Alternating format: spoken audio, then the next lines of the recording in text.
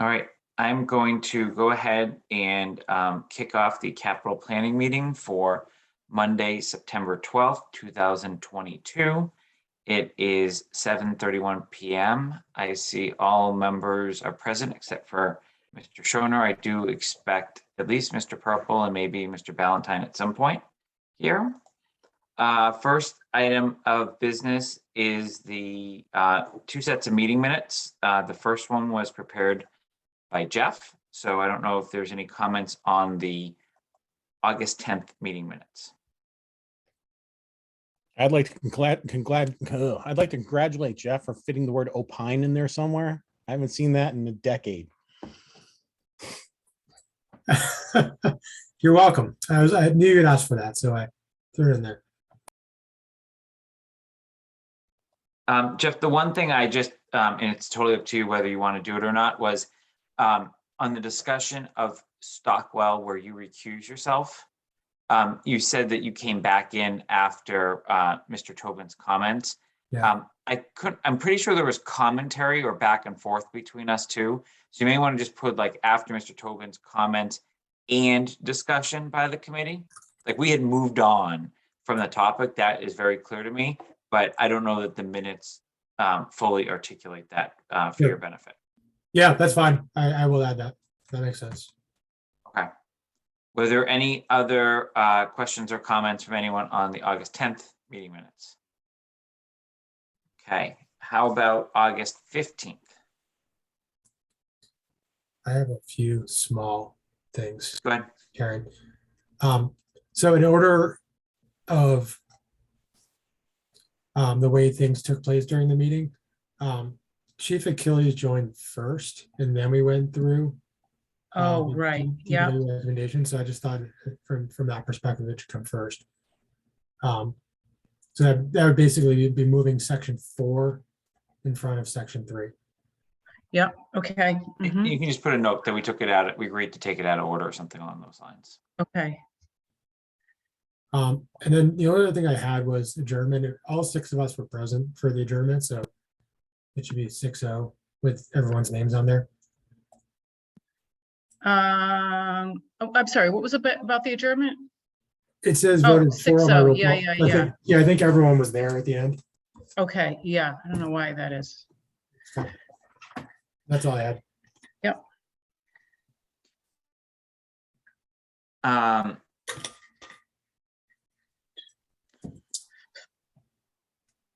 My only comment was on the same topic. It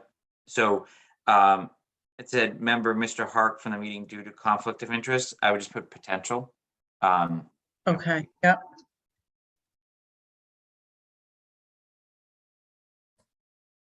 And that was my only comment on that. Great job. Good idea. Thank you. Yes, thank Hey, Steve, can I make a comment overall? Go ahead. Again, I want to thank Jeff and Karen for taking the minutes and doing such a really great job on them. I mean, they get done with minor edits and it truly reflects what takes place at the meeting. So again, I just want to say thank you for stepping up and doing it. I know Mr. Palmer, you do as well. So thank you all. No problem. Thank you. Thank you. All right. So we had some minor edits on both, but I'm going to move them together. So I'm going to move the August 10, 2022 and the August 15, 2022 meeting minutes with the edits discussed in this meeting. Is there a second? Second. Is there any further discussion? All right. Let's do a roll call vote. Braccio, Aye. Park, Aye. Palmer, Aye. Wheeler, Aye. and Malinowski is aye. So those are unanimous. Next is chair and member reports. So Neary Building Committee has not met since our last meeting, but I did receive an update from the superintendent that he continues to have ongoing conversations with MSBA, and MSBA has actually already accepted through their legal counsel that reviews most submissions, some of the documentation that's required in the initial 270 days. So great forward progress. There is no current next meeting scheduled. He is working through submitting enrollment data to MSBA, which will be the next part of their review. Depending upon that review, will determine whether we need to meet again or not. So everything is moving as expected or faster there. I do expect we will hit a point where MSBA will need to slot us into a meeting, and which meeting they slot us into will obviously be the biggest question. So any questions on Neary Building Committee? Okay, next up is Shopsy South Union Subcommittee. Joe? We're still working on the report. We're working to get our rough draft in order, and then we'll be on the go. And that goes to the select board. Yes. All right, sneak peek, Mr. Parent, when he comes before us with his facilities plan, has a ton of capital items for South Union next year. So not the items we're going to take up in the immediate future, but a year from now, he's got a significant number of items coming. Not to move your work along at all, but there's a lot of big numbers there. Won't have much to do with our work, what moves along. Yeah, I know, but I'm also, for purposes of Lisa, you know, what the select board does with it, I think that'll be certainly top of mind. Next is the pavement management program update. So my understanding is all the responses are in. There were 5 that came in. I did have a chance to look at them. I know Ms. Galligan has had a chance to look at them. Ms. Galligan is doing some reference checks on some of them because in particular, there was conflicting references in terms of certain vendors using the same towns and same projects and saying they both worked on them. So Mrs. Galligan is doing some due diligence there before she makes a recommendation to the select board. And obviously the select board will also have to think about potential funding sources there as well. So in the not too distant future, I think we may be kicking off a project there, which will eliminate hopefully some of the longer discussions we all had to go through in the 2 August meetings and give some, you know, more scientific data behind it. I will say, just from my initial read, I think we're going to be in very good hands no matter which direction the recommendation goes. I think there's some very qualified firms out there, and I'm very much looking forward to seeing kind of where we go from there. I will say the timeline on most was a couple of months, start to finish. And there were some also items that are in their scope that may help us think through one of our next items in terms of sidewalks. So all good all around there. So look forward to the final debrief on that. The last item is obviously the outcome of our 2 meetings was a recommendation to the select board on the DPW road maintenance bid in process. And the select board took that up at their meeting it was last week, right, Lisa? And that voted unanimously with the recommendation as we had made it. So that is now going up to bid. I have not heard directly from Karen. Maybe Mark knows exactly the timing of when that's going out to bid and when we're going to hear back. Otherwise, I'll just have Karen send an update when she has it. Yeah, I think Karen would have to send the update. I did talk briefly about that. I know she was working on the bid, but I don't know that it has a street date yet. Okay. Are there any questions on any of what I just ran through or any other topics in the members' update? Okay. With that, I'm going to move on to our next agenda item, which is the fire department 10-year capital plan.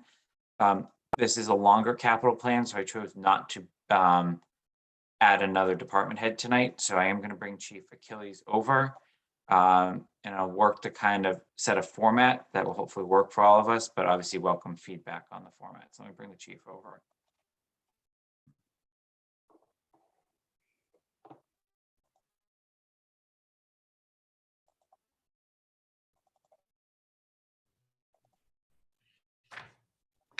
Good evening, Chief. Good evening, everybody. How you doing? Doing very well. All right, welcome back for, I guess, your annual visit, where we're going to go through pretty much anything that the committee wants to speak about in your 10-year capital plan. A big thank you to you in terms of your submissions. The committee had a ton of pre-read material to work through, so I'm hoping we can hopefully streamline some of your time tonight and really focus on where there may be questions or longer term discussions that need to be had. But obviously you were well ahead of schedule in terms of your submissions, which, given we're still waiting for some other department submissions, just thank you for that and the completeness and thought that went into it. Oh, you're welcome. If it works, I can discuss the proposals for the FY24 capital first. Go through each one of those just real briefly, and then we can go after that, or what works best for you. Yeah, I guess I'm going to leave it up to the members a little bit, given you submitted so much in advance. If you want Okay. me to kind of read off each item and see if they have questions, like if no one has questions on it, maybe save you some time. But if people obviously have questions on any of them, have you give an overview and answer their questions. Does Sure. that work? Yep. Okay. So just for everyone that's following along, I am going to follow off of the fire department capital summary that was in our packet that's in PDF. And I'm just going to go, this is in alphabetical order, so this is in no sort of priority. Chief, I will tell you, just so you can be ready at the end, if there is a level of prioritization of, must-haves, I think the committee needs to know that as well, just as we go forward with some of our other discussions with other department heads. And then before I go down this list, I was remiss in not mentioning, I do think we should have a discussion on funding source, but I'm not sure tonight is the avenue for funding source. I think what we need to do is really understand the need, talk to all the other departments, and then see where this committee is trending. And then obviously we, because a lot of this does sometimes come out of the ambulance fund, see where we're at and kind of mix and match. I don't know that it's time well spent tonight trying to figure out the funding source. I think it's more important that we understand the need and why the chief's bringing it forward this year. Is everyone okay with that? Okay. So Chief, I'm going to start with the all-terrain utility vehicle. I know you have had some recent conversations with the select board on this at Lisa's request. So I'm just going to allow you to articulate where you're at with this, because it has been on our plan for quite a bit of time. And I know you've recently provided an update. So if you could just make sure everyone's working with the same information. Yes, thank you. So the all-terrain utility vehicle has been kind of on and off the capital proposal for the fire department for even before I got here. They was looking for different funding sources. We had different priorities when I arrived, and we put this on the back burner a number of times. I think even up to last year, we put on the back burner, presented to capital, kind of a project overview and why. We were looking at it this year, and then in August, we really had a lot of events that put it back to the forefront that it's a piece of equipment we need. We did with Ms. Braccio, looked at ARPA as an opportunity, so it would not hit capital. That at this point is not as successful, so it's still on the capital plan. And basically the project is to purchase a side-by-side fire rescue utility terrain vehicle. We do not currently own one. We found recently, even with our mutual aid partners, it takes some time to get one. The amount requested, I think we're gonna have to adjust it because we just recently got a quote to just under 42,000. It will cover the vehicle and all required equipment. I have a more lengthy project overview. I'm not sure if it was given to the capital or not, but it's a 2-page. I'll have it. That I think explains in detail. It does align with our community risk reduction and risk assessment. It also aligns with some of the projects that are happening with ARPA in town as far as the trails.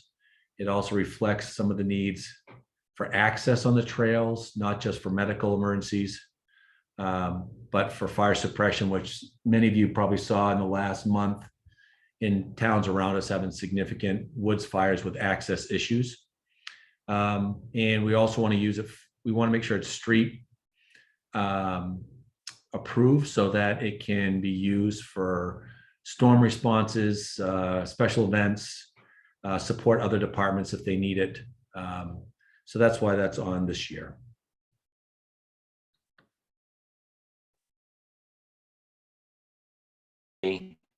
Oh, you have a question too. Where and how is the select board planning to continue on I'll call it the UTV, right, is the proper term, right, Chief? Yep. In terms of, because it stays in the capital plan regardless of the funding source, right? It has to be a supported capital item. Obviously, the select board have the purse strings to that fund. So I guess what is the plan to dispose of the decision on the UTV at this point at the ARPA level? I would let Lisa or Mark answer, but as after the meeting the other night, I didn't see a lot of support for it at this point through ARPA. Some of the direction was to look at other funding sources. We continue to do that either way. As far as grants, I know our ambulance revenues were really solid this past year. I think that's a good use of it. But again, that's up to the select board where they see it best fits. All right, so Lisa, I'm going to go to you to answer that question and obviously raise anything else you have in your mind. Great, thank you, Jason. So I had asked the board to entertain this. I know it's on the capital plan for 2024, but a lot of things have taken place, and in the last couple months, the chief had touched on a couple. We had an emergency on a trail, and we had to have Westboro wait for Westboro to come. I think some of the key points I made, I guess, Jason, I'll answer the question first. So the board wanted more information, and they wanted capital to truly vet this and make sure that this was in line with what capital was looking for this year. As far as funding source goes, I don't know necessarily that there was support. I think there was more questions on having all the information. Mark, do you think that's a fair assessment? Yeah, I think that's a fair assessment. I think one of the other comments is that some of the members were comfortable with letting this play out to the fiscal 24 process, for normal capital funding, rather than looking at something like that now. So, but yeah, Lisa, that's the only thing I have to add. Okay, thank you. And then I'll just add a couple quick things to that as well, that another reason why I wanted it to be on everybody's radar as well, not just because of the emergencies we've had. And it wasn't just, an accident on a trail. It was, we all know when the storm came through, there were a lot of things that happened with a field on fire and a house fire, and then microburst or whatever you want to call it went through town as well. So it might have been very useful to have then, but we've made an investment through ARPA of over 200,000, approaching $230,000 or more in the trails. And I just viewed this as a safety measure and just another opportunity while we're making these investments. I just wanted it on the radar. And as I said to the board, my hope would be to do it sooner rather than later, because you always hate if something may or may not happen in between. So the big takeaway was that we wanted it vetted. And Chief, do you have a number in front of you? You had given it at the selectmen's meeting, the number of miles of trails, and I think you had DCR land as well. Yeah, I don't have that readily available. I think that's contained in the narrative. And if Mr. Malinowski, I think he has that, he can share it, or I can provide that. But I think everybody realizes there's a lot of undeveloped and conservation properties in the town. It's getting more and more utilized, and we need access. So, and this would alleviate, and Chief, just keep me honest here, this would also alleviate if there was an accident within the trail system, or you know, in some of this DCR land that we were talking about. What you're looking for, chief, is something that would actually, instead of having firefighters potentially haul somebody out on a stretcher, this would be able to put the stretcher right on the UTV. Is that That'd be correct? correct. And it would also be used to, as was used in Marlboro in their large area fire, use it to move equipment and personnel into areas that are remote. And I hate to say it, but even in town with some of our long driveways, when we have a fire, an event up a driveway or a wire down or a tree down, and I think anybody that drives around town can see it, that sometimes you can't see the houses and getting crews back and forth. So it's also a hauler, and we would have it available for Heritage Day, summer nights, any of some of the road races. Instead of committing an ambulance, we would commit that to it. So it would be a little more mobile, more accessible, but also keep some of the more robust equipment and apparatus in service. And Thank you. Lisa, Thank to you, answer- Jason. Sorry, No, go ahead. Lisa, sorry, I was just gonna say, the memo that the chief keeps referencing is in everyone's folder and packet. And to answer your question, the preserves, conservation, and open lands cover over 350 acres, and the Sudbury Reservoir is surrounded by approximately 2,000 acres of forest and undeveloped land, most in Southborough. Thank you, Jason. So, you know, that's from the selectman standpoint, you know, it needed to come through and it needed to be thoroughly vetted with capital. And, you know, it will come back at some point, whether it's for annual town meeting or, you know, if the board chooses to before, but I just wanted to bring this to everyone's attention and just so everyone has all the information. Thank you.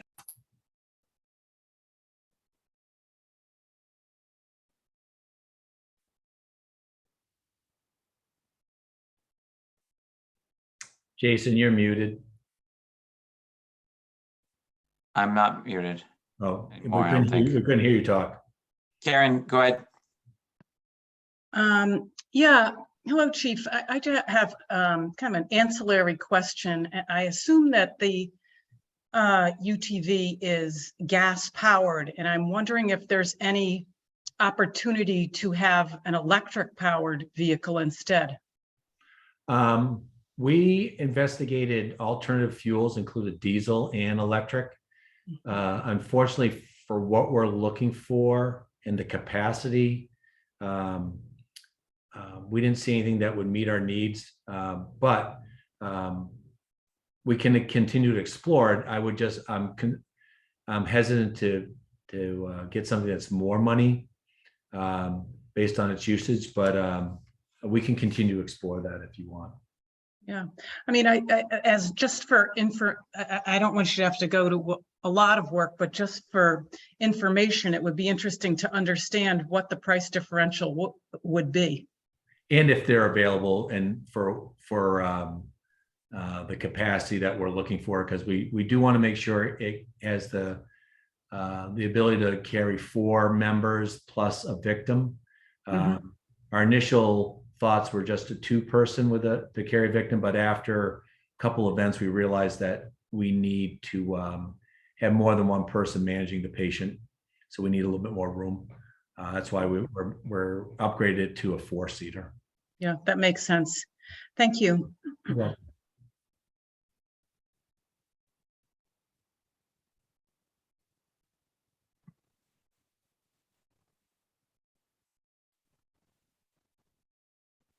Go ahead, Joe.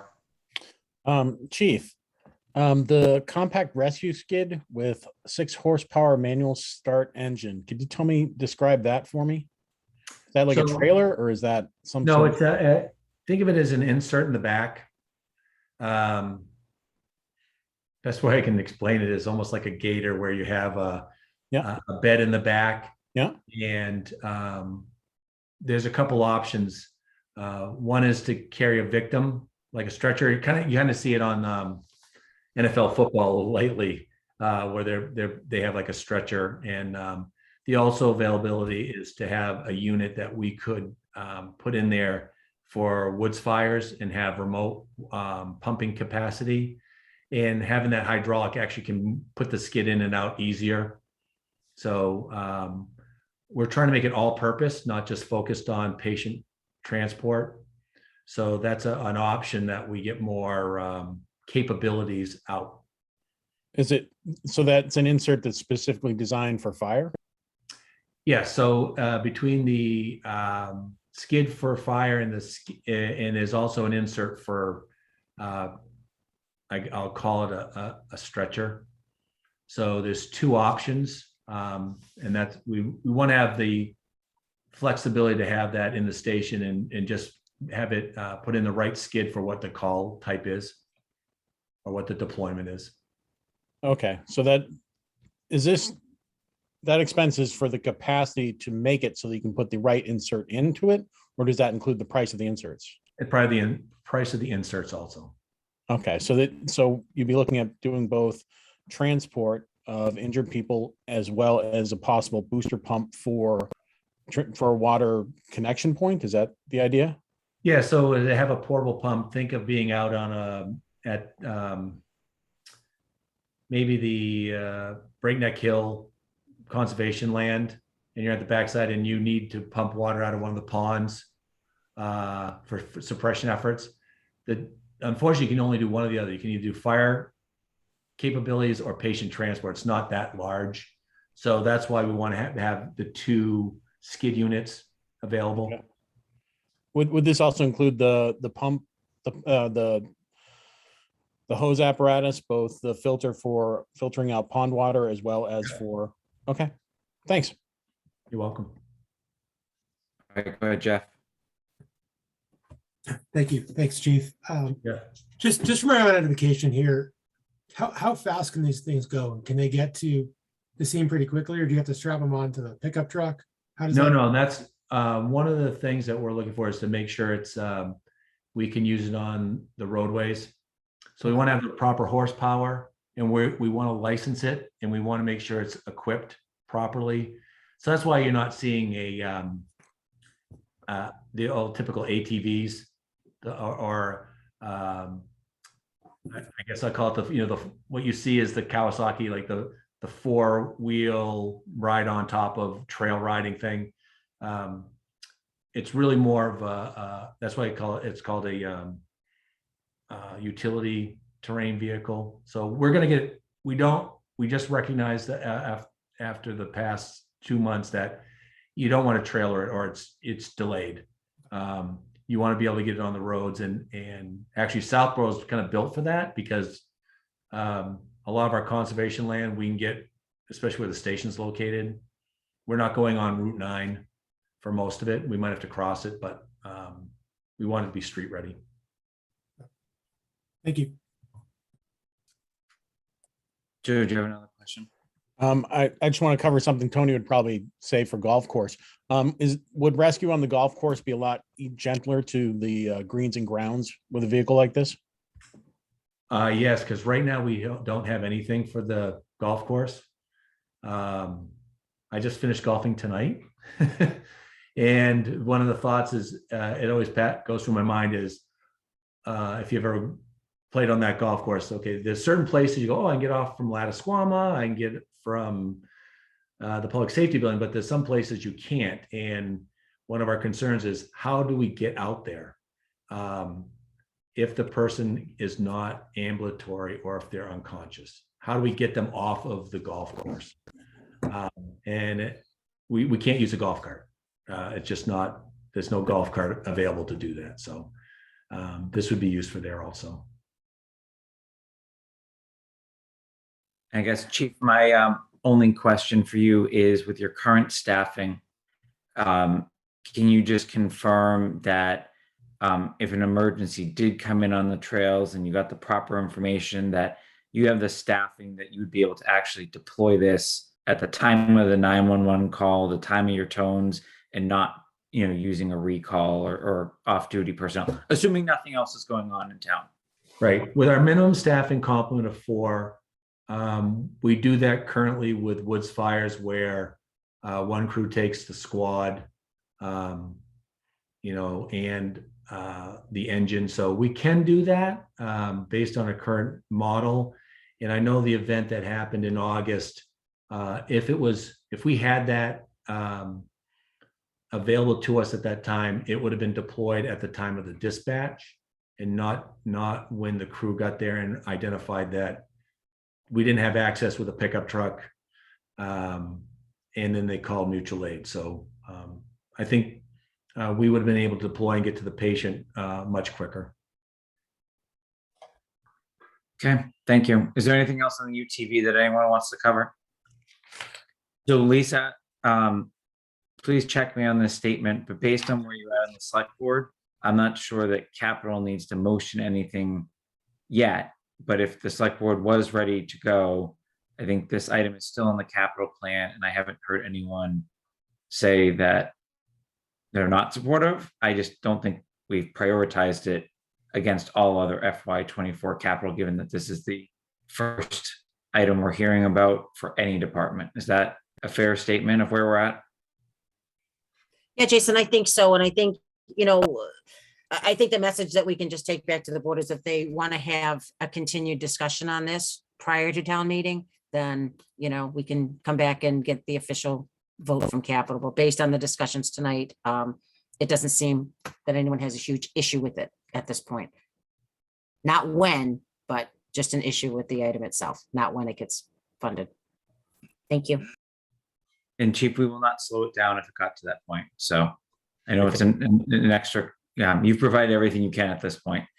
All right, ambulance power stretcher, there's one for this year. Does anyone have any questions on that? Okay, seeing none, I'm going to go to defibrillators. Chief, this is going to be a question for you. There's a line that says defibrillators 12,000. We don't have any additional documentation on that yet. Is that something you're still planning to pursue? We're going to be able to move that out to, I think, FY25. What those are for is the automated external defibrillators that you see in the townhouse, in the buildings. They're automated. They don't have cardiac monitors on them or other biomedical equipment. We did an inventory, and we were fortunate through some grants and some other purchasing that we're able to complement most of our apparatus and even the staff vehicles with AEDs now. So looking at the inventory, we can put that off. So if it is not reflected now, I'll make sure it's reflected in FY25. Okay, we'll move it on our side too, just so we're all consistent. The next ones were for defibrillator paramedic, also referred to as life packs in the submission. Chief, I think you were, when you had called me to just walk through it, mentioning that you may or may not move forward with this depending upon models, or what's your latest thinking there based on what you've learned? So the challenge with any large capital item, it seems, and this will come up later with vehicles, is just a supply chain. What we're looking at is these are devices that you would see in an emergency department. We have 2 of them, 1 on each ambulance. They're very robust biomedical equipments that do cardiac monitor, blood pressure, pulse oximetry, 12-lead EKGs, very robust. And they're between 40 and 45,000 a piece. When we talked to the manufacturer of our current brand, they were supposed to release their newer model this past year, and they're delayed. I think we should still keep this on the capital because in discussions internally, we're going to evaluate some other manufacturers to see how they do in the next couple months. So I'm hoping that we have a clear issue, but I recommend that we keep this on for now. And then if we don't get if it looks to upgrade and make sure we have the most up-to-date technology is not for another year, then we'll request to move it out. There are questions on this? I see Lisa and Jeff. Go ahead, Jeff. Oh, thank you. In terms of lifespan of the existing models, I just wanted to make sure I understood where we're at, and if we put this off, would that jeopardize the, you mentioned the licensure for the town, and just want to make sure we're not, backing ourselves up against the wall if we don't replace these this year, given supply chain issues and everything else like that. Well, I think you make a really good point, Jeff, is that this is becoming more and more evident in the last month about supply chain, which we'll talk later on. So, the other fortunate thing is the current units we do a very robust service and maintenance agreement. So they're up to date, all of it, because it's biomedical equipment, it has to be. And we're not seeing any significant issues, but talking to our personnel, that this is our concern for the next year or so, is to make sure they're up to date. We only have 2, so we really can't be without one. So that's why we're going to keep this on this year and try to vet this out in the next month or so. But I have the same concerns as you, Jeff, is that I'm hesitant to move it out, but I also don't want to get a technology that is less than what we have now, just because it's available. So,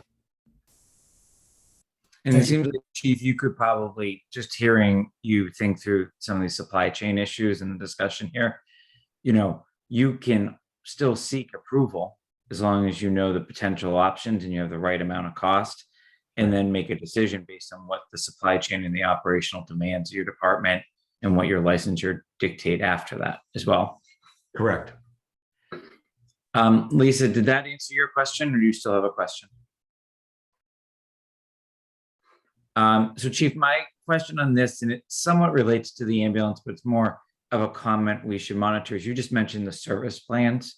And I think some of the quotes that I had seen do have service plans in them in terms of the quotes that you got. Is that something you normally carry in your budget? So i.e., like when we approve the capital at the end of the day, do you already have these maintenance plans in your operating budget such that we're really in the capital plan only funding the physical piece of equipment, or do you need us to support year one of a maintenance warranty type item? In general, we like to carry that in the operating budget. I know when we did the Lucas devices some years ago, they included at time of purchase a 1-year service agreement that covered both. So it was kind of a deal. So we wrapped it into that because those were not planned purchases. They weren't really built in the capital. So this will have to be reflected in our new capital. I'm sorry, our FY24 operating budget to make sure we cover these. But yes, I think it's more appropriate to just do the equipment and not the plans. Okay, so as you get further along with advisory and select board on your operating budget and see how that shakes out, we may have to adjust these numbers downward, but we're kind of carrying a higher number, I think, at this point, which is probably prudent for where we're at in the cycle. Right, and we have a couple vendors coming in soon. We hope that we get a clearer number on the prices. I don't know where they're going to go. Unfortunately. I think you'd be guessing if you did. All right, anything else on the paramedic defibrillators? Is there any question on the durable medical equipment? Is there any question on the fire PPE?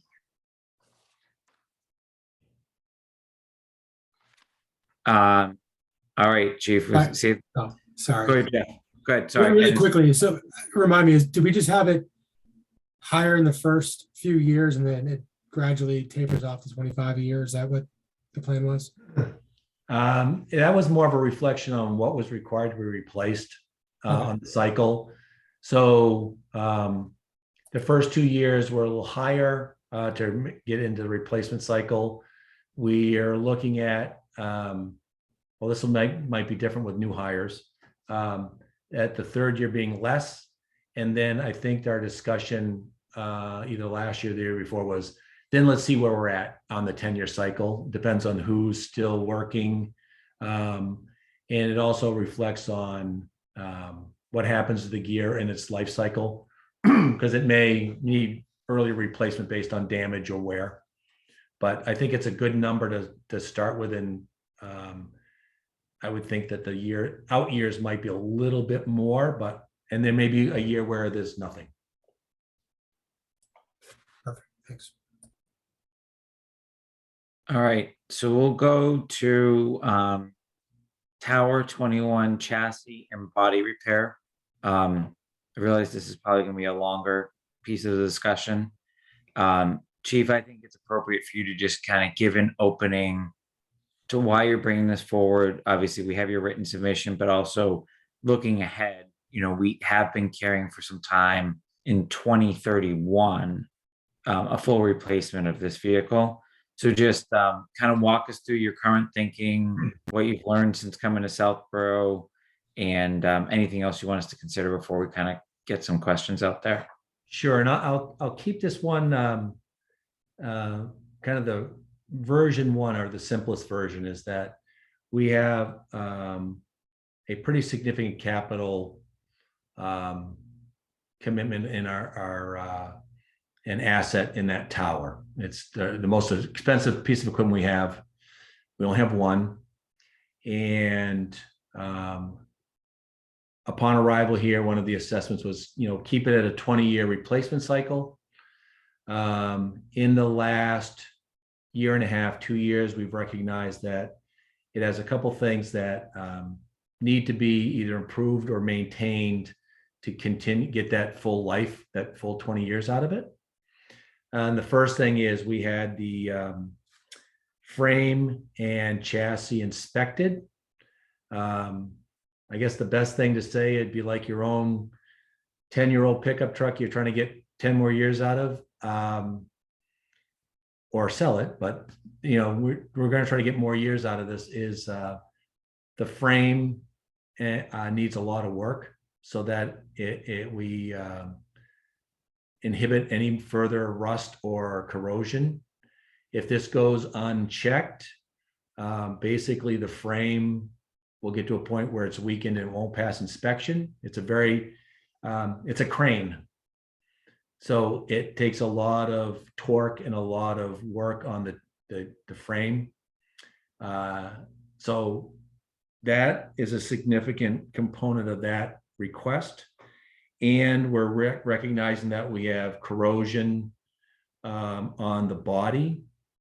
So we're starting to get places where there either are dissimilar metals that are corroding. Very much, if anybody has a boat in the salt water, that would be a good analogy, or anybody has an older vehicle that has rust starting to come through the paint.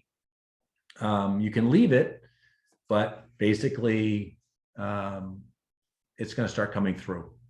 So this request right now is so that we can maintain the remaining life cycle out of this vehicle. And I think I'll leave it at that, Jason, for now. And then I can get into the longer term concerns that we have. But I think this one by itself is to make sure that it meets its life cycle of 20 years, which is 7 years from now, 7, 8 years from now. Okay. I guess, Chief, if you receive this funding to do this work, how long would the work take? I.e., how long would the town of Southborough be without a tower/ladder truck? Could be 4 months, 5 months. Because basically you have to take it apart.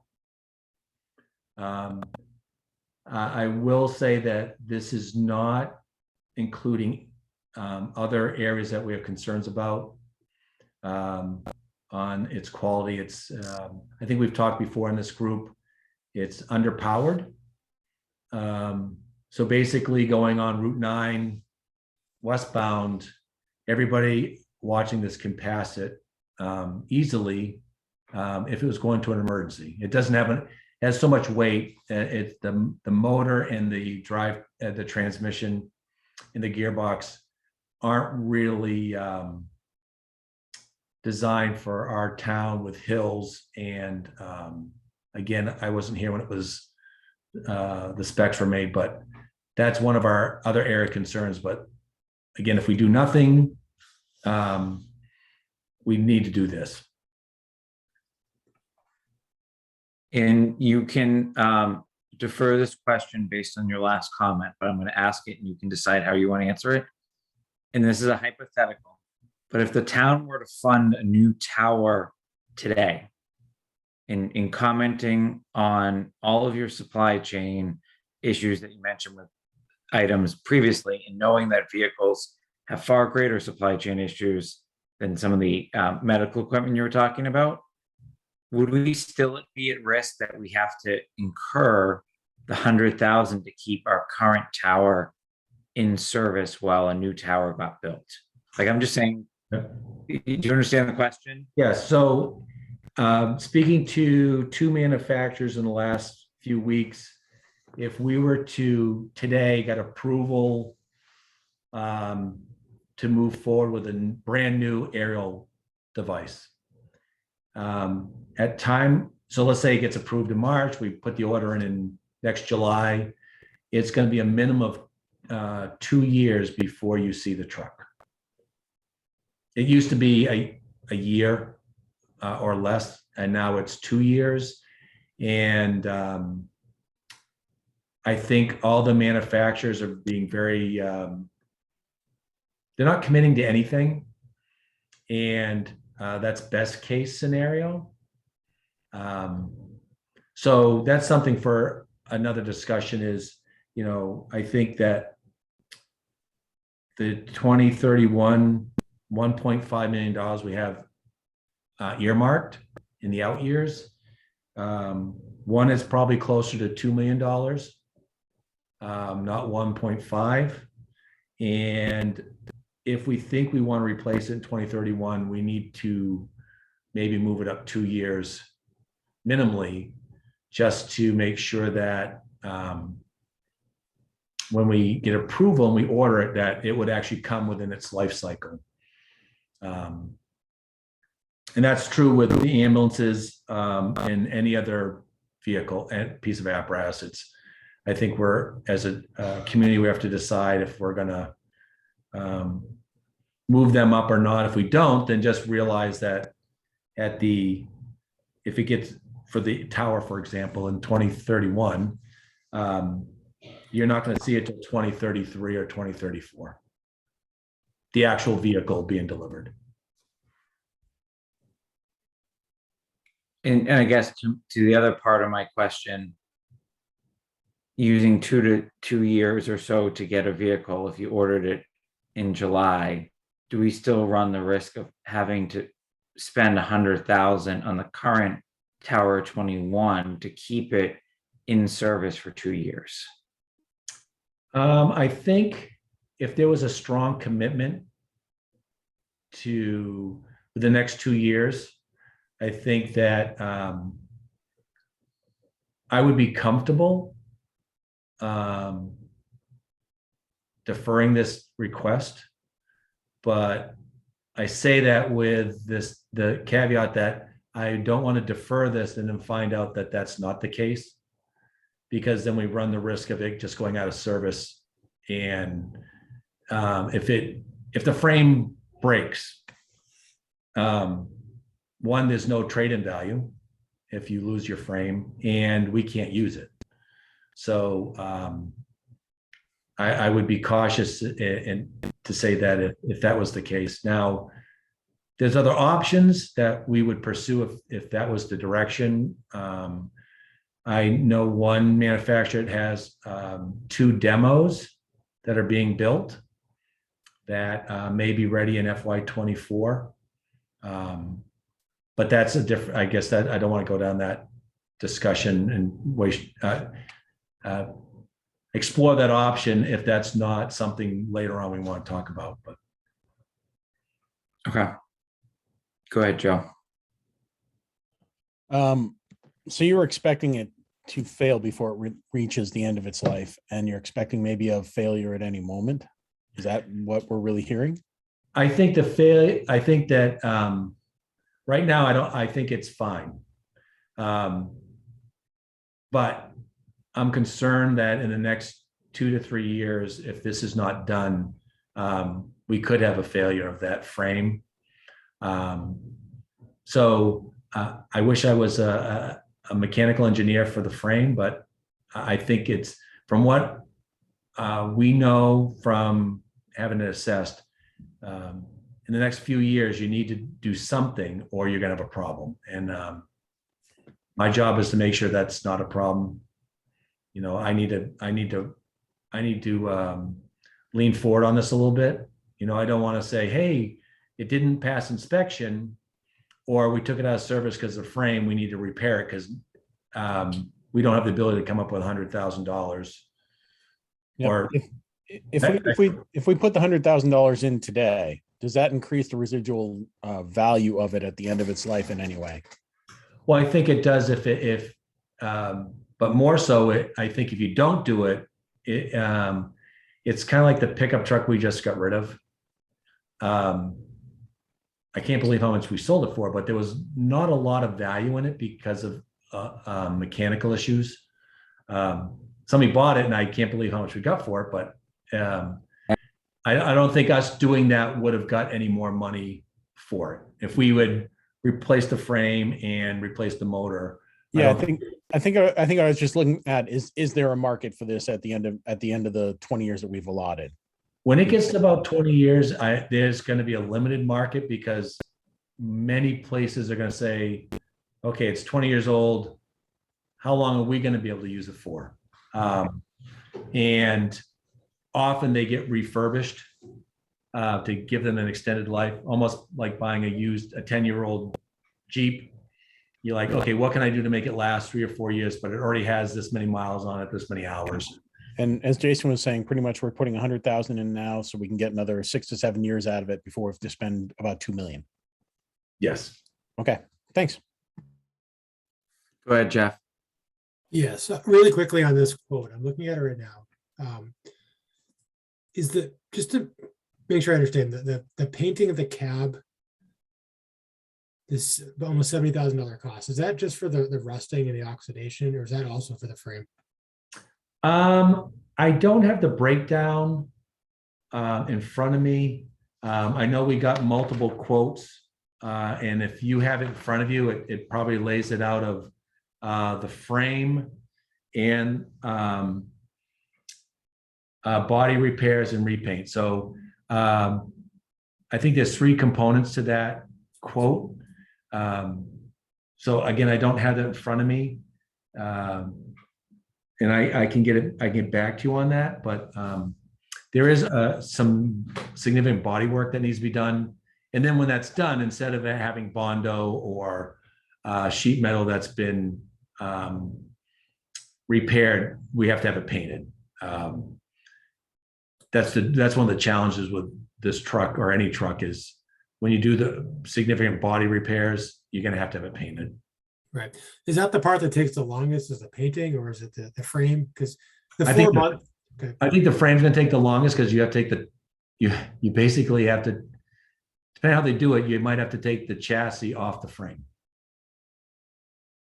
Okay, yeah, because the 4 months to me, when you said that just kind of opened my eyes a little bit in terms of how long it would be out of service. Right. And it also depends on who's doing the work and when they can get it in. We would try to keep it in service as long as possible, but you have to realize it's like the bathroom renovation. Once you take one part off, it's out, and you're all in. And if they have any delays, it could be longer. That answer your question, Jeff? Yes, thank you. Is there anything else? Oh, go ahead, Joe. I just wanted to ask one sort of add on to Jeff's point is the 68,000, is that a safe bid and we might come in underneath that? Because that does seem, I mean, I know they probably have a lot of things, tape up, take off, chrome, all the rest of that, but that is a big chunk of that bill. It is, and I know it's a lot of it's labor. It's a pretty significant project. If this is approved, of course, we'd get multiple bids. I think our best bet and our most accurate quote's gonna be the closer we are to doing it. I don't think we have two shops that specialize in this that we would start with.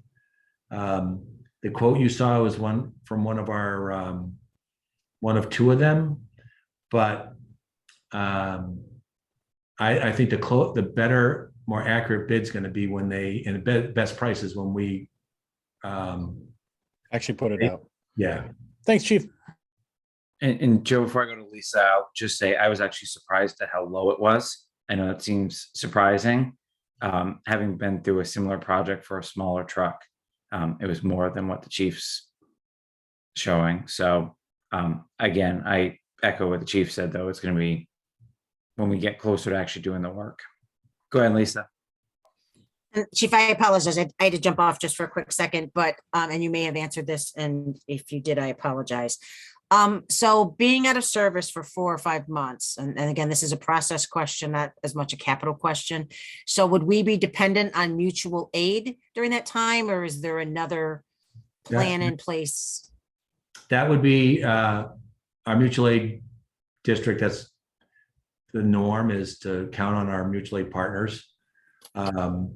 When you do that, you also run the risk of it not being available. But I think we in the last 6-8 months, we have a great working relationship. We've assisted some other departments when their pieces are down. So that's what we would do. Okay, thank you. Thank you, Jason. All right, so I think this one obviously is going to require more discussion. Obviously, I think the chief properly termed this version 1.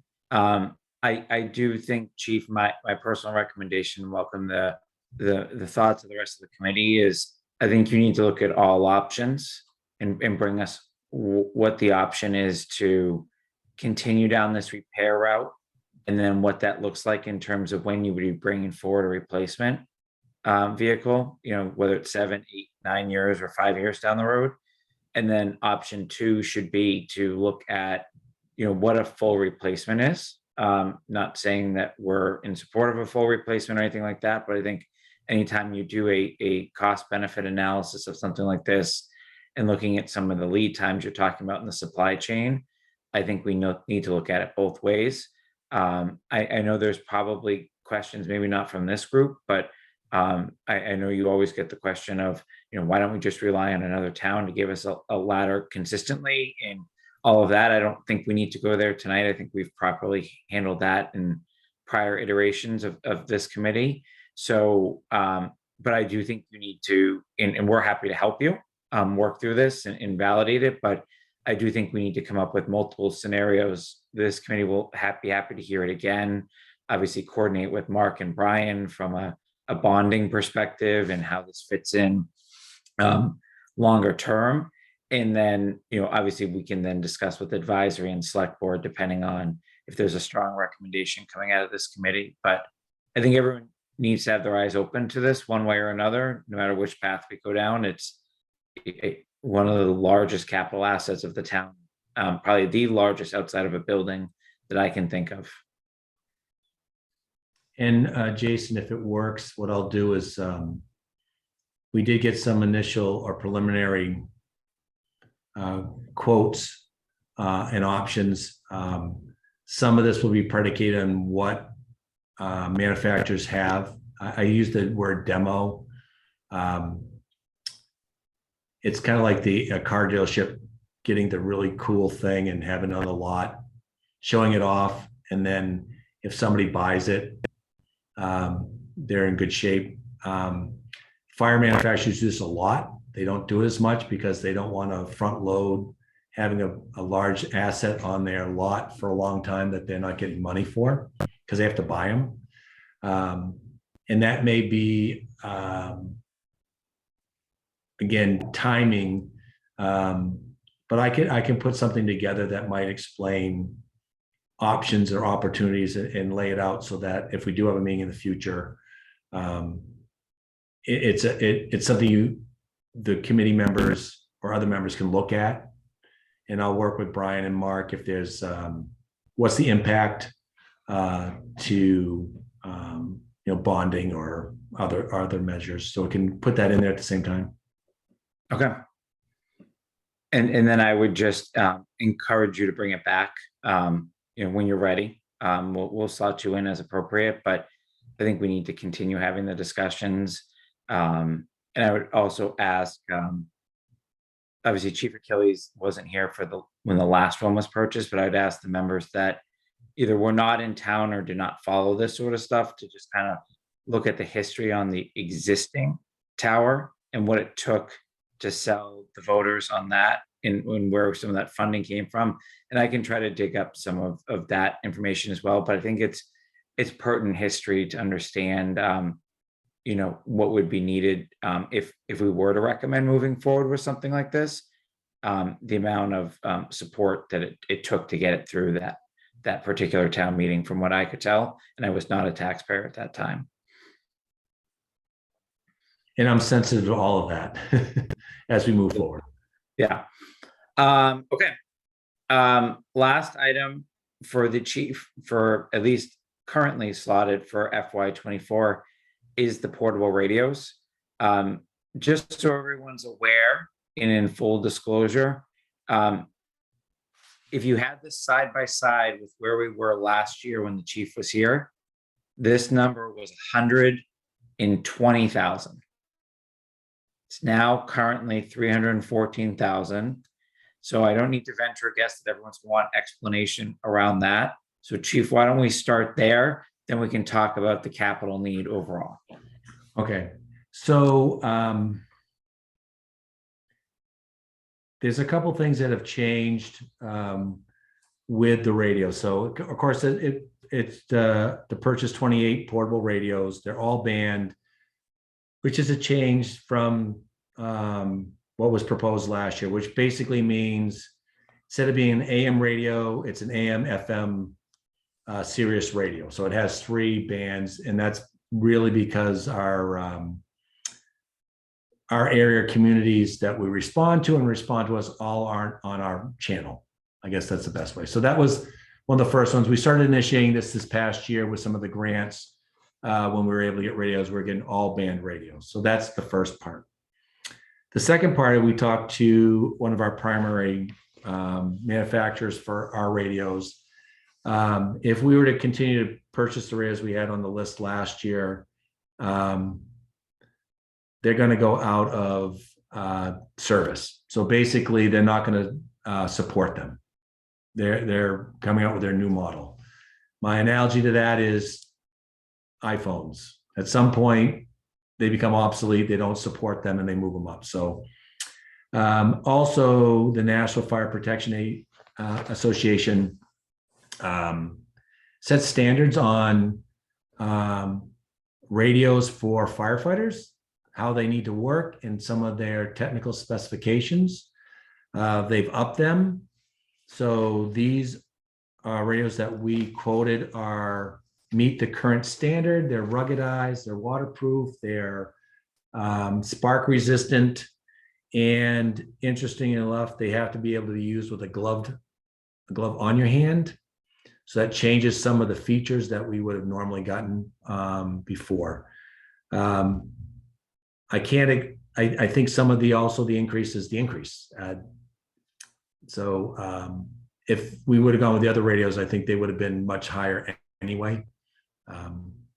So this is our best proposal that we have right now to make sure all members of the department have a portable radio.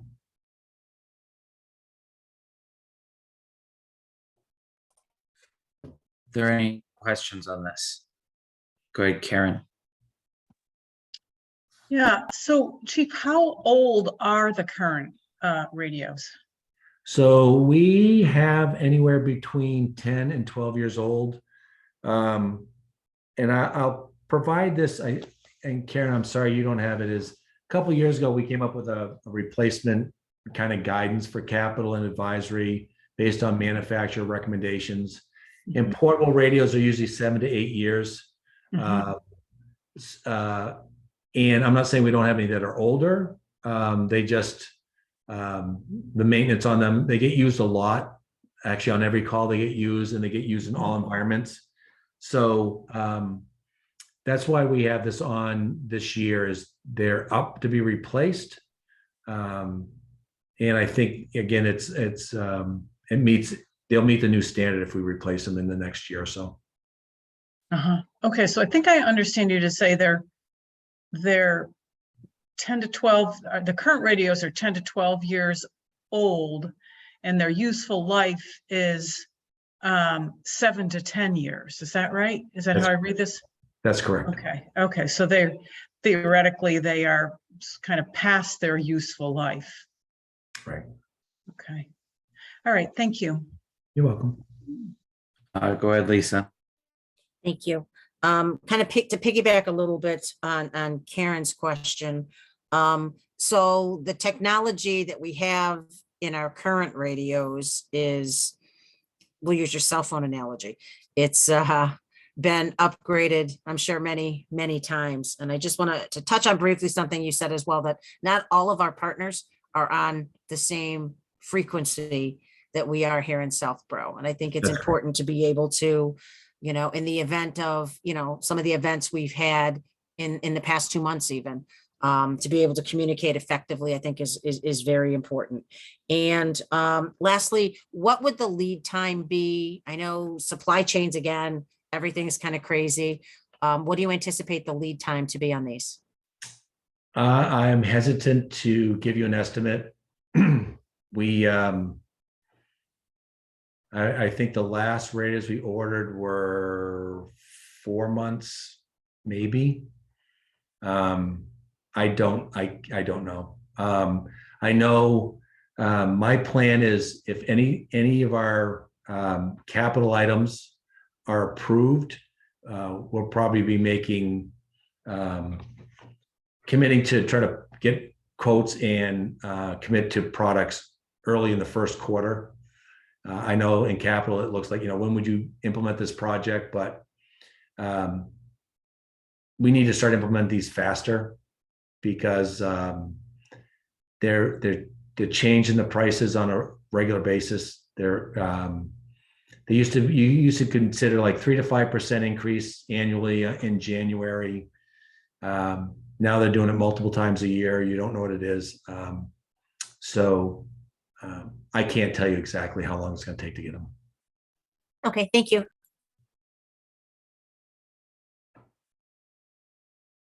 I think you said me, Jason. We can't hear you.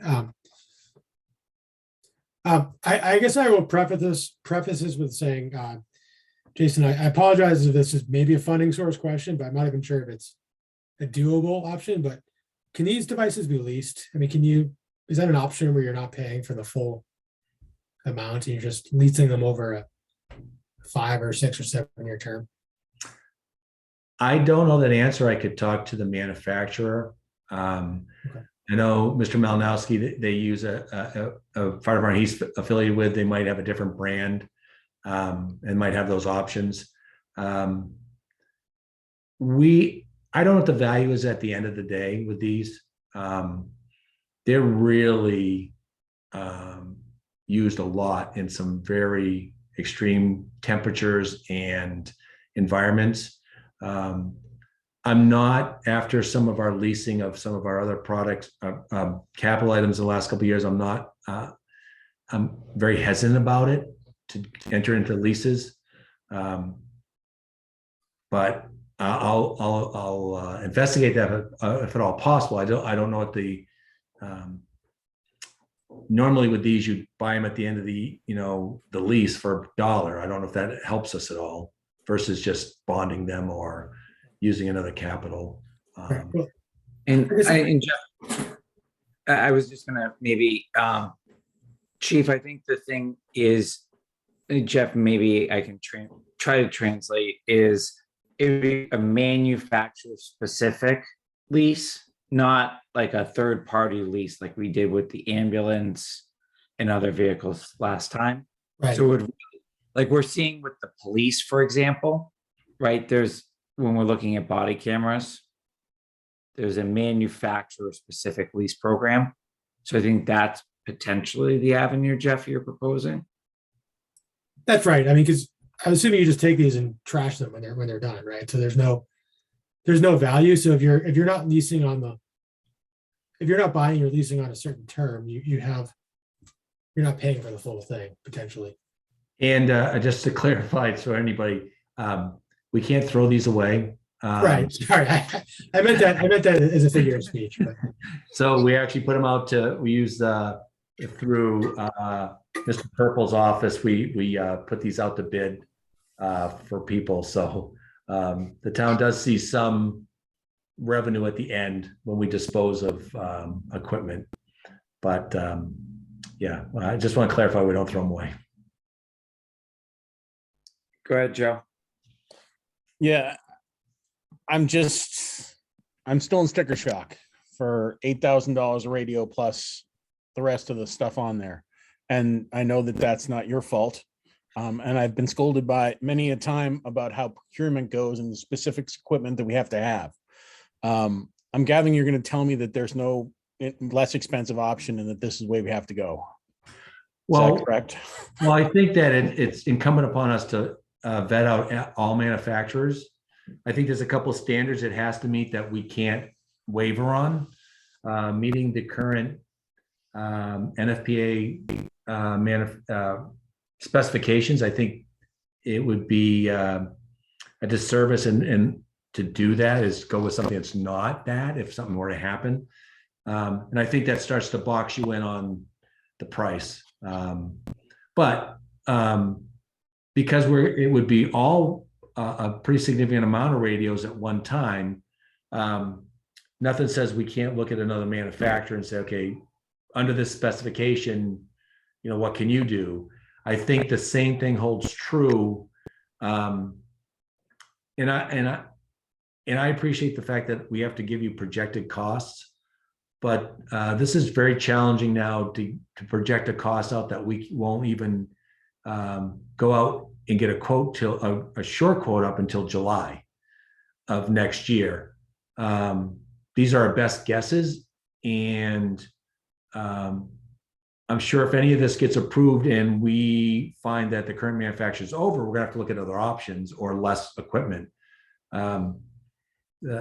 These prices are not predictable anymore, and I apologize. It would be much easier for me in the fire department if they were.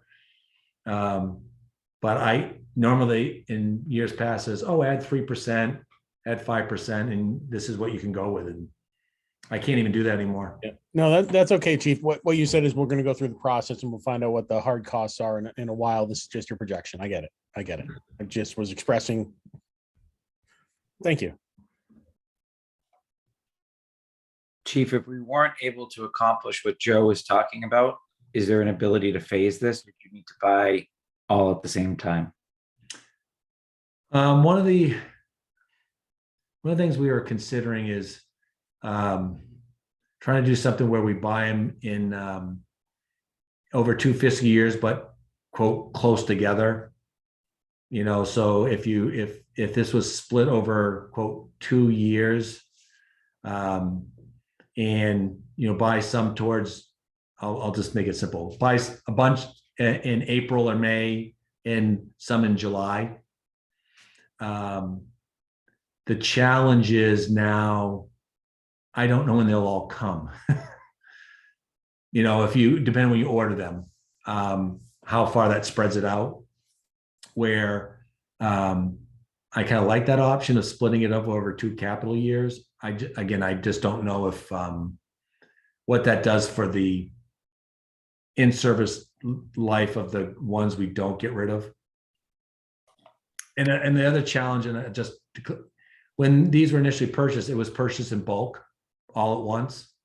So unfortunately, they're not like the gear, they're not expiring or over a period of time. It's like we bought them all under a grant. Now they're all due to replace them, at the same. I don't know how to space out too much, but I'll investigate it. That's the direction of capital advisory. Yeah, and I think that, Brian's not here, but one of the things we can think about is, are there other items that we could potentially short-term bond this with, given the size of the number? That's just something we can take as our homework, as well as we continue to talk about funding sources.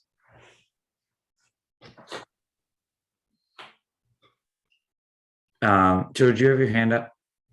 I did, but you expressed it right there in terms of bonding. I'd rather not see us split up on 2 years of purchases. I'd rather see the whole department switch over at once and us lay out the costs over a bunch of years if the sticker shock is what it is.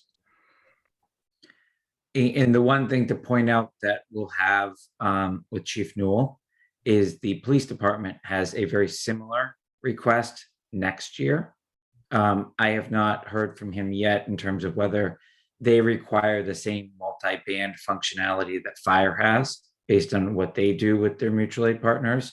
But I have asked him to work with Chief Achilles to see if there is any bundling that could occur if the town were to buy all public safety radios together. I don't know where that's going to land, but I do know the two chiefs are working together.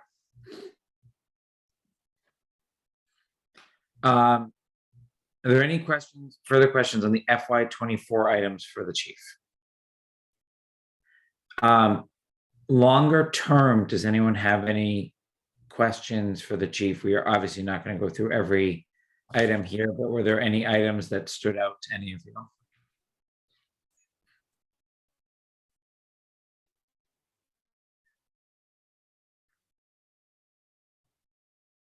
Go ahead, Joe. And this is really, really far out. So but in 2029, there was a 900,000 for dispatch and emergency radio replacement. I was just wondering if that had any relation to the tower stuff that we're moving, or if that was really internal in the police and fire department themselves. So it's related that the equipment that's being moved, some of that would be included this 900,000. But this is the radio consoles, actual radios that are in dispatch and at all the antenna sites. And that was a placeholder in the out year based on lifespan of the current equipment. Okay, thanks, appreciate it.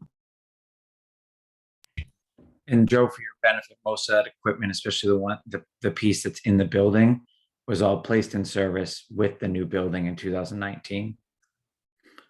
The one thing I'll just state, and just want to make sure it's on all of our radar screens, is the ambulance. There's obviously we have 2 ambulances in town. The chief has mentioned multiple supply chain issues. I would like to see, not necessarily for FY24, but further discussion about when the right replacement cycle is in terms of seeking town meeting approval, especially given that most of the times, if not all the time, it's paid out of the ambulance fund.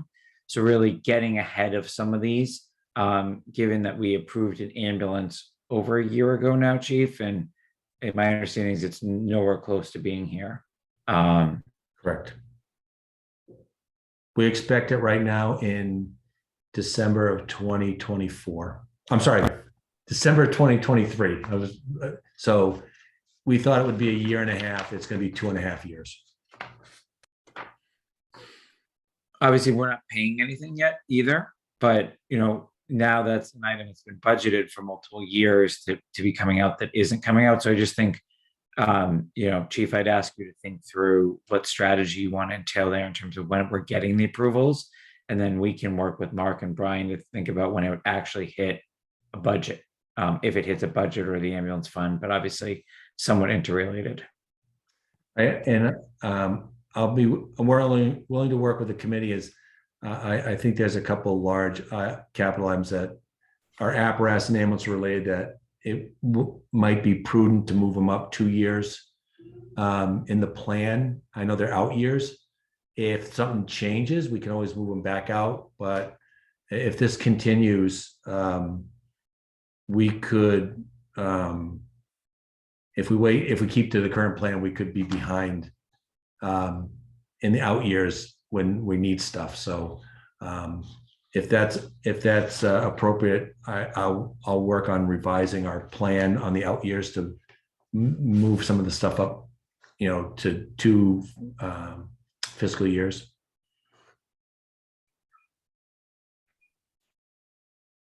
Documentation to us, that would probably be the best next step on that. Okay. And Joe, you had another question?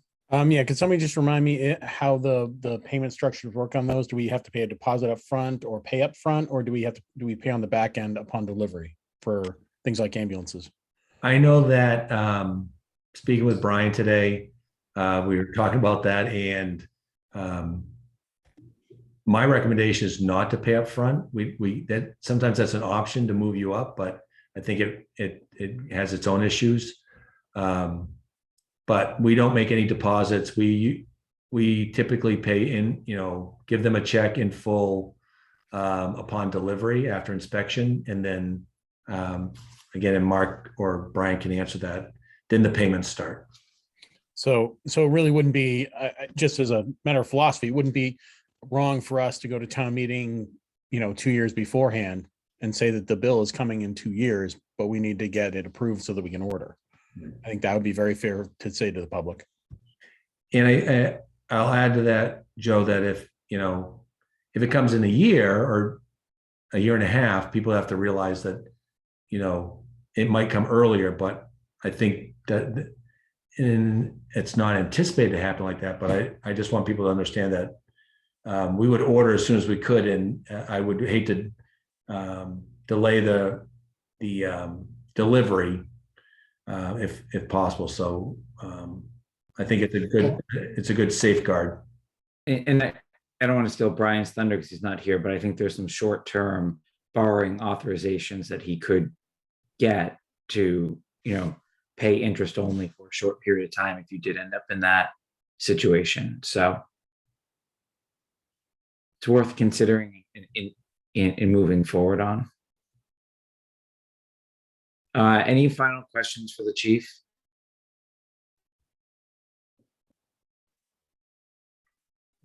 All right, Chief, with that, thank you as always, and certainly keep us updated on your homework, and we'll continue our discussions with the other department heads and come back with anything we need from you. I appreciate your time tonight, and I appreciate the questions too, and we'll work really hard. It's going to be a challenging year for us on this one, so we'll work really hard to make a good presentation and good choices. All right, good night. Thanks for everything, Chief. Take care. You bet. All right, I'm going to move to the next one, request for addition to capital plan, golf course tee reconfiguration. There was nothing in the packet, but I thought, Mark, you could walk through this for the committee and let us know what you and the select board are seeking. Sure. Thank you for putting this on the agenda. And after that discussion with Chief Achilles, I'm glad I'm not seeking any money. Because I'm not sure that I should have gone second. So at the last meeting, the select board was presented a recommendation for an expenditure from the Golf Revolving Fund to do some reconstruction work of the tee boxes on hole 6 and hole 7. Over the past several years, based on the alignment of the tee boxes, there have been issues with wayward golf shots ending up on Lattisquama and on private property. It's been an issue. The newly reconstituted golf committee, of which one of your members, Tony Schoner, is the chair, has been meeting with the golf management company and with residents and trying to come up with solutions. They had engaged Stephen K, golf course architect, who is the architect for all of the improvements that have been done over at the golf course. He's been good to work with. He's been great about getting good vendors and contractors to come in and bid on our projects. And I think the results speak for themselves. Mr. K had provided a proposal of about of a proposal of $6,000 in order to do the design and the contract administration for the project, and was estimating approximately $24,000 in actual construction costs once the project was put out to bid. This is based on his knowledge of, you know, the contractors who bid on these projects, as well as current projects that you know, of similar work that was out there recently. So we had taken this to the board. The board, and again, Gulf Revolving Fund are funds that are received through the contract back to the town. They're placed into a revolving fund, and the funds can only be spent on the golf course. So any money that comes back from this has to be put back into the course. And so we had gone and asked for $30,000 for the board to release $30,000. The board says we're willing to release 6 at this point, but the rest of it would be subject to review and discussion from Capital Committee. So Mr. Malinowski was nice enough to put this on the agenda so we could have a conversation, but essentially looking for Capital's consideration, you know, to support, you know, the work to be done. It looks like if everything will come to fruition the way that the architect intends it to, design, preparation of bid documents, bidding of the project, awarding of the contract, and completion of the work could happen before the end of the golf season this year.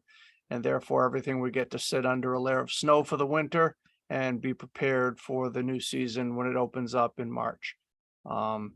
That's kind of a broad brush. I'm happy to answer any questions that you may have.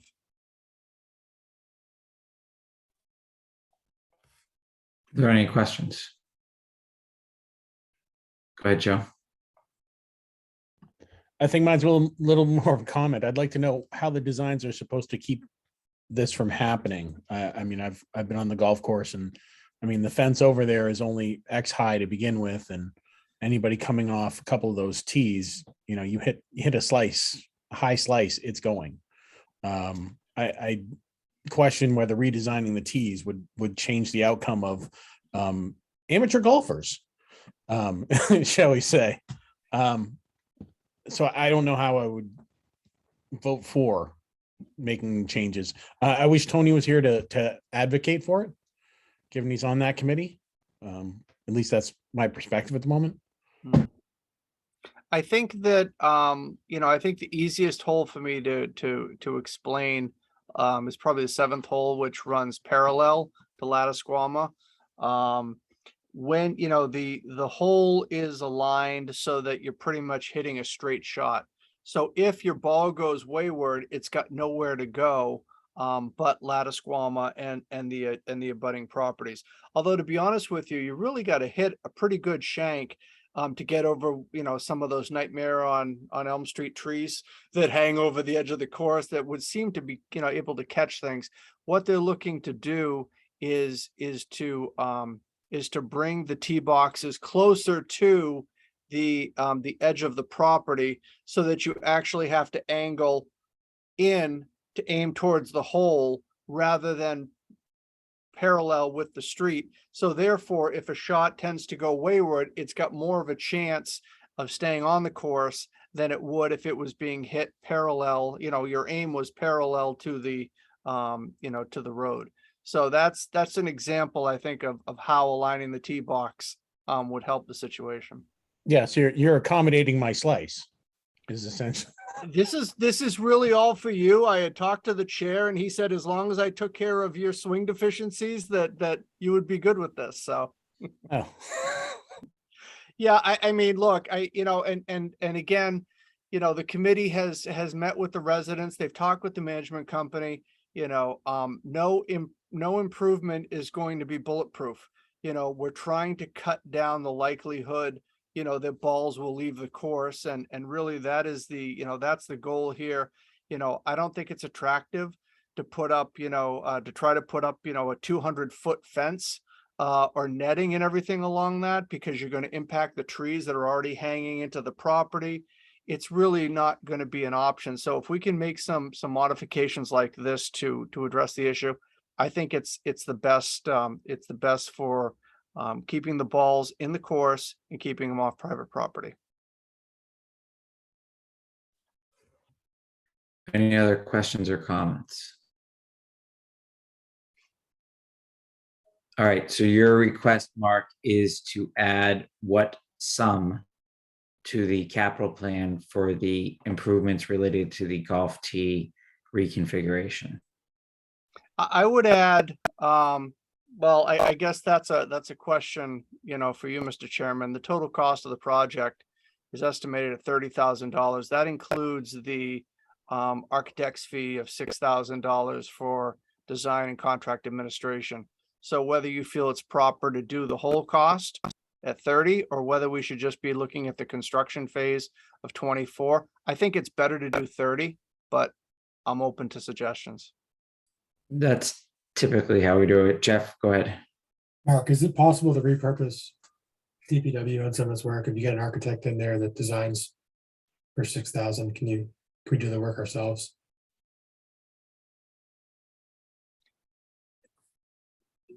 So we're gonna do the design work? Is that what you're asking? No, you hire an architect for the $6,000. And then in terms of the construction work, do you have DPW do that? I'm sorry, I'm missing the point, Jeff. So we have a golf architect Right? who we've used on all the other projects on the course and everything, who's provided us a proposal for $6,000, which is what, we intend to do. So Right, for the 6,000, but the incremental 18 to 20,000 for the actual work. Are we gonna hire someone to do that, or can we do that through our own workforce? no, that's something so we're gonna hire a contractor to basically, move the tee boxes around and to create new tee boxes. And I'm not sure it's something that we'd be able to do. I know that, put it this way, if there were people that could do it, the two people that could do it are actually redoing the walkway in front of the townhouse right now, and they're going to be involved in that for a little bit while. So I think it's more of a, while there could be one or two people who might be able to do it, it's a capacity issue. And I think it's pretty short money, and it's revolving fund money that can only be spent on this anyway. So it's not like I'm taking money, that couldn't be used on something else. Yeah. Go ahead, Joe. How much money is currently in that revolving fund? I don't have the number at my fingertips, but I believe it's probably about $92,000. And do we know of any other projects that are due to be done on the golf course? So I think that there are a couple that are under consideration. I'm trying to work with CPC to see about bringing at least one of them to fruition. One of them is providing irrigation in the fairways to try to keep the course green to the extent that we can when some of these dry periods hit.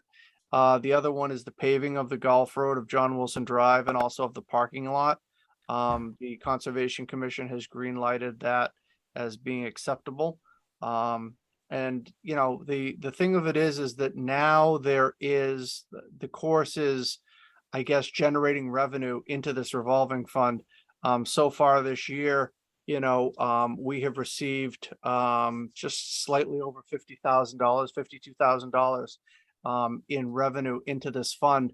For a long time, we really didn't have a whole lot, but the past couple of years we've been generating it. So if we can generate, $50,000 to $60,000, a year into this fund, we can begin to look at doing bigger projects such as the paving of the parking lot and doing some of those things and making some of those improvements that I know that are important to some of the golfers.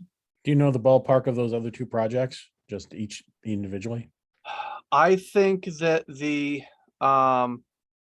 paving is probably somewhere around $170,000, and the irrigation, I'd have to go back and take a look, assuming that they tie into the town's water system, is probably, I think, about 300. Don't quote me, but I believe that those were the numbers as I can recall them. Don't worry, I When won't we- quote you. And Joe, we previously added these to the capital plan. So we'll just go back and check what those numbers were. So Mark, you can carry the message back to Mr. Schoner, given he's not here as golf committee chair. I do think it would be important for them to put together, you have a good data set now of revenue figures. Like, what does the next 5-10 years look like? Like, we ask every other department, let's start treating them a little bit more like a department. And just what does it look like? Are some of these projects bondable? Are they all going to just be supported through this, so that we don't even have to have this conversation, right? Like, there would just be static improvements. I view, though, this is a safety issue, and while we're never going to mitigate certain people's slices, it hopefully will help the cause and eliminate at least a few wayward balls from potentially causing danger. I appreciate that. And I think to Joe's question about the amount of money and just giving me an opportunity to speak to that issue alone, we're starting to get to the amount that we could work with Mr. Ballantyne to put together a proposal if we wanted to. I mean, we may not have the funds to pay for the parking lot in 1 year, but we could do a shorter term bond and pay for that out of golf revenue that's received over a 3-year period, something along those lines and everything in that. So trying to make sure that the improvements over there aren't going to impact the tax rate if the course continues to be successful. If there was a silver lining for COVID, golf was one of the things that you could actually get back to do first. 2020 was a big year, and we've continued to build on those years as we've moved forward. We're about $70,000 ahead of gross revenue from last year alone, and we've already eclipsed the total year's revenue from 2020 at this point. So things are going great. The course is going well, and we want to do what we can to continue to make it profitable, to continue to make it safe, to continue to expand upon what we're doing over there, looking at youth programming. I'm hoping that Tony, taking the chairmanship of this committee is going to help to lead it in a positive direction, working with the management company and the residents. All right, with that, I think we're ready for a vote. So I will move that we support the addition of $30,000 to the capital plan for golf course tee reconfiguration with a funding source of the golf revolving fund. Is there a second? Second. Is there any further discussion? Let's do a roll call vote. Braccio, Aye. Hark, Aye. Palmer, Abstain. Wheeler, Aye. and Malinowski's aye. So that's 401. Thank you. I appreciate that. And Mr. Chairman, if I could just ask, in the event that either Ms. Braccio or I are not believed, if you could follow up with an email, just certifying that so I can include that in the selectmen's packet, that'd be much appreciated. I will do that. Thank you. And you'll follow up on getting a broader master plan for where golf wants to go, correct? Well, okay, yeah, I will. And I will tell you that there was as part of the proposal from the architect, a price to do a master plan. But in speaking with Mr. Schoner, the committee was not ready to move on that yet. But that is something that can easily be teed up, no pun intended, when everybody is ready. Okay. Thank you. Thank you. I'm going to probably commingle 6 and 7 on our agenda, but the next is the Q4 capital progress report. So I just received this from Brian mid to late last week. I had a number of questions which he feverishly worked with some department heads to answer and coming up with what was in the packet. The one thing I wanted to do is at least share it as in progress, because I do believe the select board are going to be hearing Q4 financial updates, with one component being capital at their next meeting, in thinking that we're probably not going to meet again before then. I just wanted the committee to be aware of where it's at. My personal view is there's still some work to be done here. And in particular, when I look at the town's capital policy, I do think this committee needs to get a written request for what's going to carry over into the next fiscal year and actually approve that. That's actually what the policy says, is that at the end of each fiscal year, any balance it's going to carry, which some capital balances should carry, right? That's why they're not one-year items. We should go through that because there are items that are 4 or 5 years here that, maybe it's a bad example. We put up a building in 18 months and dealt with that in 2 fiscal years. And we got some projects that were approved before that that are still on the books. So we need to just make sure we've got all our ducks in a row. I think we made remarkable progress last year, but I'm just getting people in the habit of turning back the funds and coming back if a new project arises, as opposed to using old unspent funds. So I don't think this is ready for a vote tonight, in my personal opinion, but I am working with Brian on that. He is chasing down information. He was tremendously helpful. But there was not enough lead time up to the meeting to get it fully ready for submission. So I guess, are there any questions on that? All right, so then on item 7, we, about this time last year, when we reviewed projects and capital balances, had some discussion around CPC balances. Obviously, we fully respect what the CPC committee's charge is and is codified, based on state statute and town bylaws. But there are a significant number of projects that have been sitting on that list for 10 to 15 years that still have not been closed out. In speaking, at least preliminarily with CPC, I know part of that relates to proponents not putting simple things like signage on some of their projects, which is, required as part of some of their MOUs.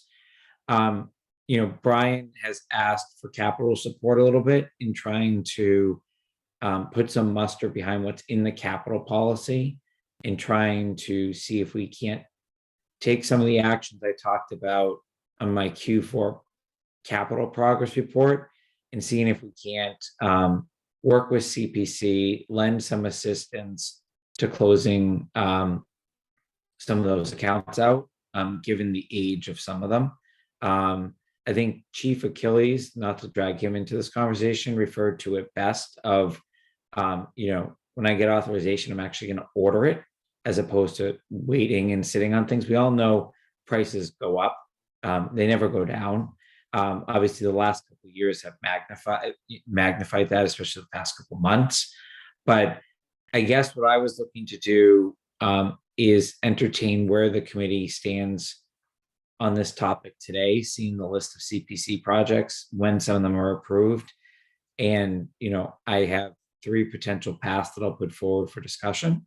One is do nothing and just let them continue to fight the good fight with their project sponsors. Item 2 is you could authorize the chair to draft an email that's collaborative in nature to offer our support in enforcing the capital policy and helping them to try to get some of these things closed out. Or item 3 is you could, whether it be the chair or someone else in the committee, draft an email that could be sent to CPC, but bring it back for a vote on the actual verbiage at the next meeting. So that's the issue. That's the proposed solutions. I open it for discussion.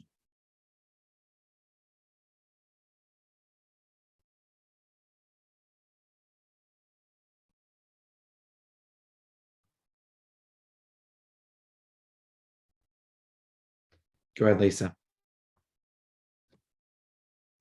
So I know we have a capital policy. Again, I can't speak for CPC because I haven't had a conversation with them. Would it be beneficial to, as chair, to just reach out chair to chair and see if there's an interest? My only concern is I don't know that CPC necessarily believes that the capital policy affects them. And again, I'm not speaking because anyone has said that to me. I'm just, CPC is a little bit different than, how it's bound by statute and how they regulate their funds. So I don't know. I'd be interested to hear your thoughts on that, Jason, and or Mark, and, your thoughts on whether the capital policy affects the CPC as well. I'll let Mark go first, since you brought him into the discussion. Okay. Again, I just don't want to step on toes if I it's don't really either. not something, so. Yeah, how you view it and how CPC views it may be two very different things. I think CPC feels there's some level of autonomy with that, and that if they don't approve a project, it doesn't go to town meeting and doesn't get further consideration. I'm not sure that they're going to be willing to subject that to capital review as well. I don't see why, and it is very difficult. I know that the select board puts policies in place, and other elected boards or committees or officials may feel, well, that's very nice and that's more advisory for them because they don't fall under that authority. So it's kind of a difficult question in a siloed,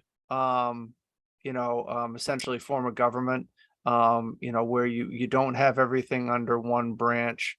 So I'm not sure. While I think that it would be great if everybody was following the same rules and marching to the same drum, I'm not sure that at the end of the day, it's going to have that level of teeth, to try to do that. I think it'd be great if we could, but I'm not sure that, at the end of the day, it's really going to happen.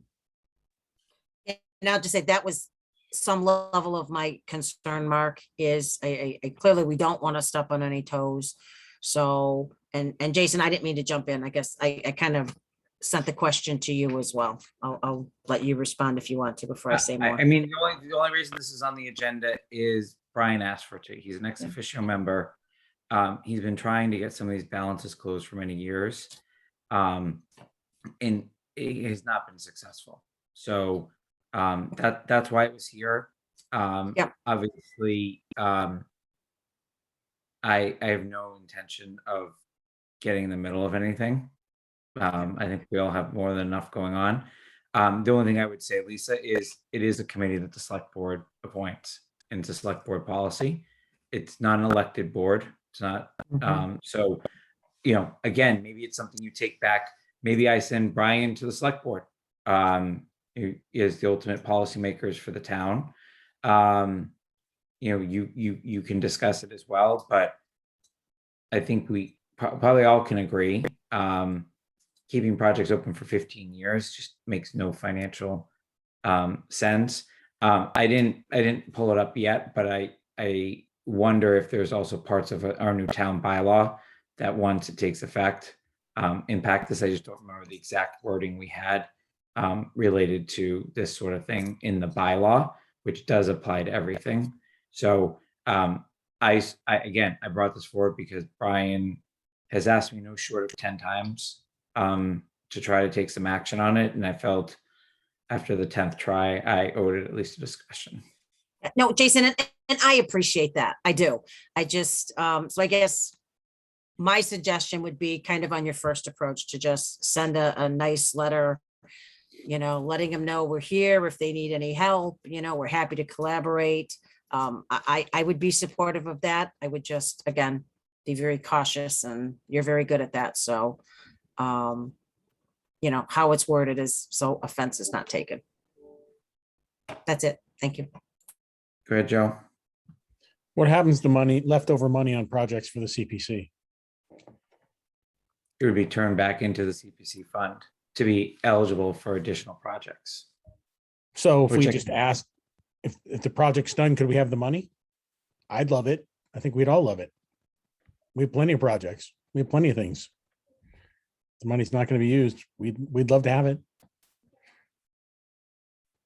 I don't think. Well, I think we all heard with the townhouse discussion a couple of years ago that with that in the bond that's expected related to that, that it was gonna impact their ability to deal with future projects that come. And I do know that there are two significant projects coming forward this year to them as well, that, you know, they're gonna be looking for funding sources on.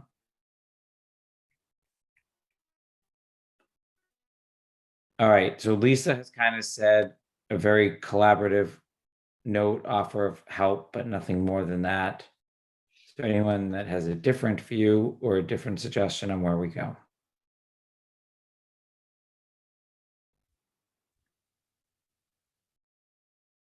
Okay, And Jason, I might just add, I think Joe had a very valuable point there with the projects coming forward and, you know, getting these funds put back in the buckets. I think maybe, and again, you're great at writing these letters, so it might be useful to make sure that that point gets in there as well. okay. And they can just choose to ignore it, but at least we're be on record. And obviously we're here to help if they're listening or watch the replay of this, and no one's looking to get in the middle of it. And we realize they've had some challenges with some of the projects getting their standards met as well, which is why some of them are still open. Okay, with that, we'll go to public comment. Is there any public comment? All right, now for probably the most difficult part of the discussion tonight, meeting schedule. So we're in the fall. Facilities is ready. Police department is ready to come discuss with us. MIS has pretty much pulled most of their capital for FY24. They obviously do have a capital plan, so Jay will come, but I've kind of deprioritized him for the time being. I just got recreations on Friday, so that is a pretty extensive one, and I am still waiting on Miss Galligan's final submission related to vehicles. I know we've obviously talked a lot about roads and other stuff, so we have quite a few people teed up.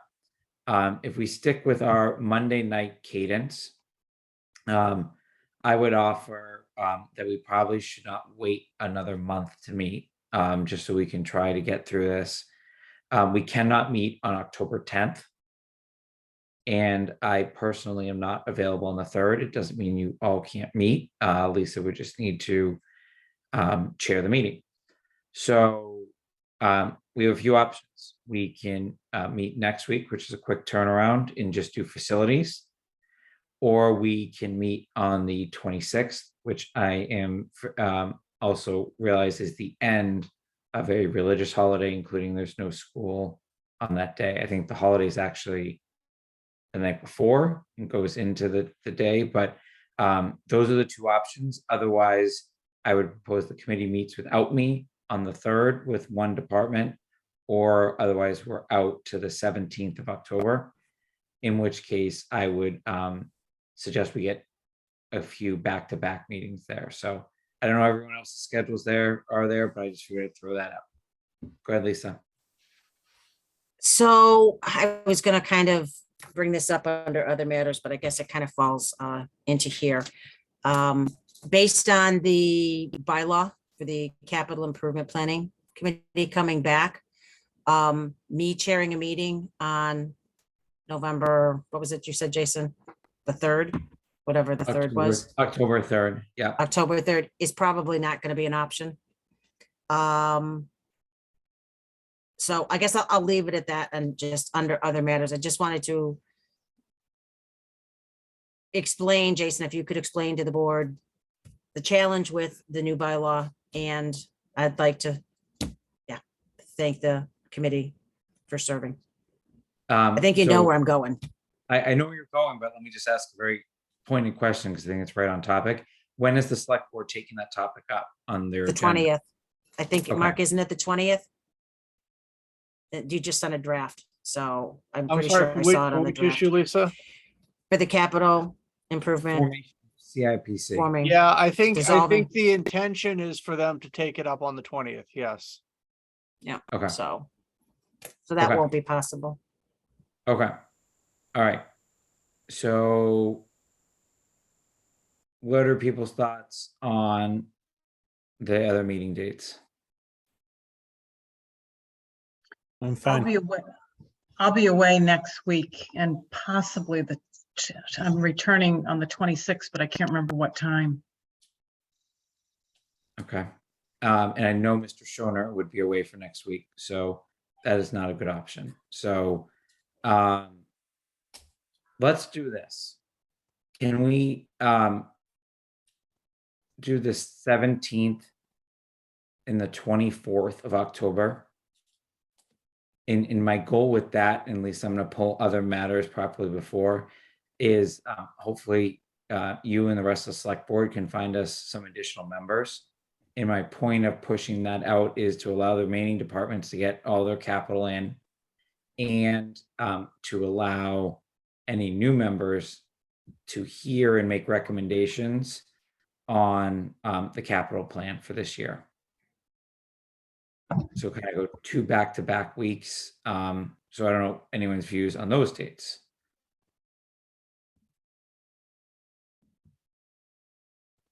I guess I would say that for the record, I'm available the 26th of September. If we have enough people. Before you entertain those other 2 dates, Jason. Okay, Joe, do you have any preferences? No, I can do any of them. I'm good. Okay. And Karen, all right, so let's do this. Karen, why don't you confirm whether 26 would work or not? I don't want you obviously rushing back for this. Wait a minute, Um, Jason, sorry, the 26th might be a problem for me. Okay. So the 7th, but Does the anyone have any 19th and issues with the October 17th? October 17th is fine. Okay. Let's put October 17th then. Let me see if there's any other matters that are going to come up between now and then. We may just have to not do a Monday night. Is I think where we're landing here.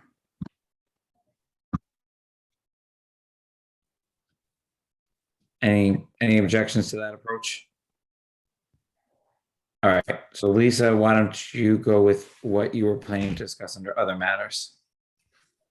So with the capital committee dissolving and the new capital improvement, I don't know, CIPC, I believe it is. Unfortunately, I'm forced to make a choice on the Neary Building Committee or this committee. And so this will be, I guess, my last meeting with you all.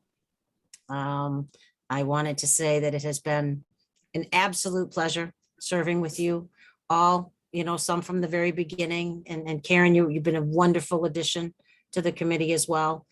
I'll still be tuning in, but unfortunately I'll be not on screen. Not that that's a bad thing, but again, it's just been a pleasure. And this has been, I have to say, this has been one of the committees I have enjoyed most in all of my years in serving the town. So I just say thank you for everything you do and continue to do it. And I just won't be here.